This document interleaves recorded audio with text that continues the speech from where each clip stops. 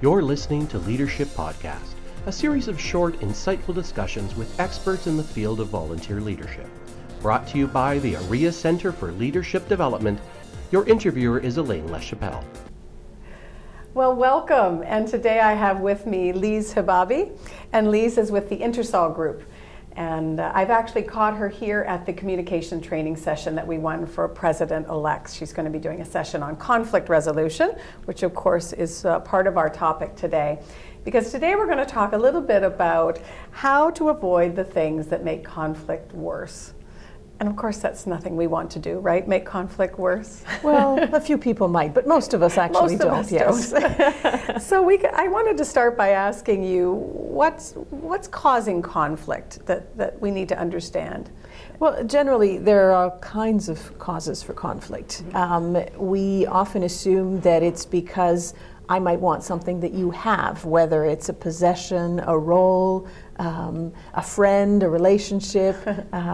We make the assumption that that is the most frequent cause of conflict, but it isn't necessarily. There are other causes. Very often in the workplace and even at home, it's I want to do something one way, you want to do something the other way, right. Or I want to do one thing and you want to do the other thing.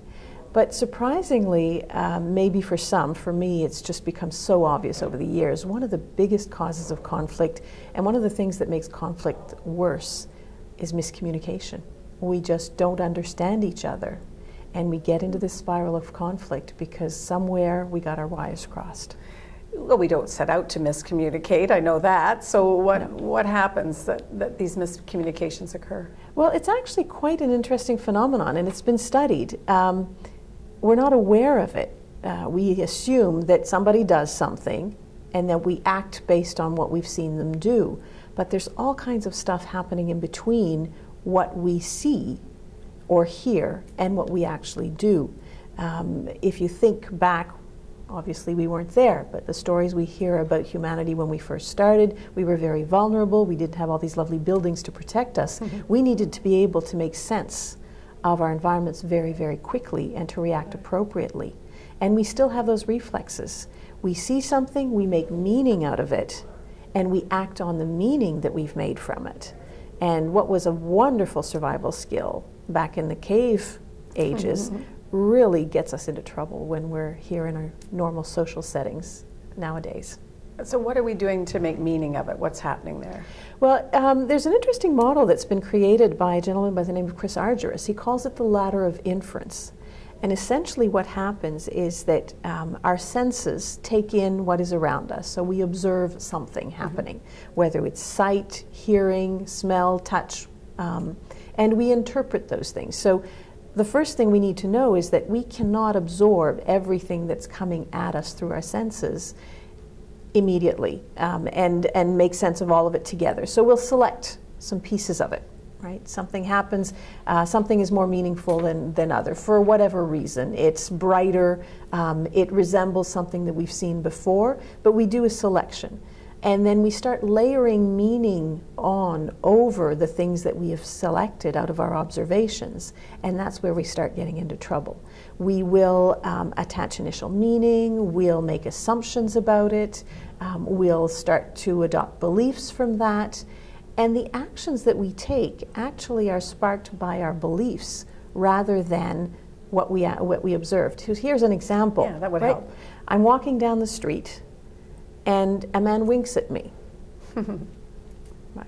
That doesn't happen to me very often, but let's suppose it happened.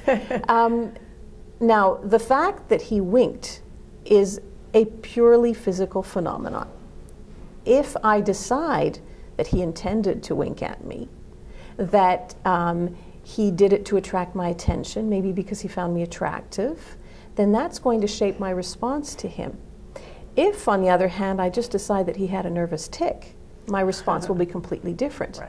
Same behavior, completely different reaction. That we built meaning into that. Absolutely. I can see that can get us into some trouble. It can, and it does all of the time. Think back to some arguments that you've had with somebody that you know.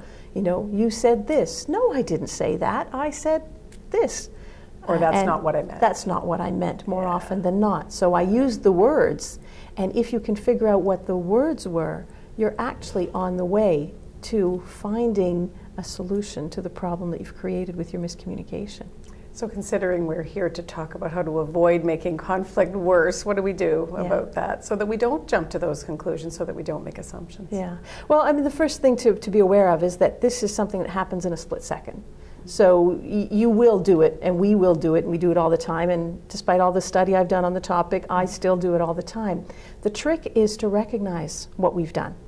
So to be able to start to differentiate between the story we've told ourselves about what happened and exactly what happened. So in a sense, what we talk about when we talk about Chris Argyris's model is we need to work our way back down the ladder.